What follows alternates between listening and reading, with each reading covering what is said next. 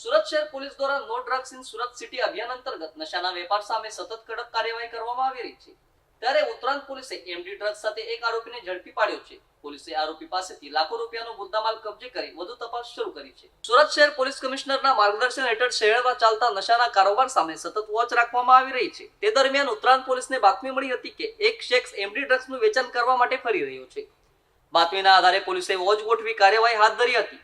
પોલીસે શંકાસ્પદ વ્યક્તિને ઝડપી પાડી તેની પાસ કરતા તેની પાસેથી એમડી ડ્રગ્સનો જથ્થો મળી આવ્યો હતો. પોલીસે આરોપીની ધરપકડ કરી મુદ્દામાલ કબજે કર્યો હતો.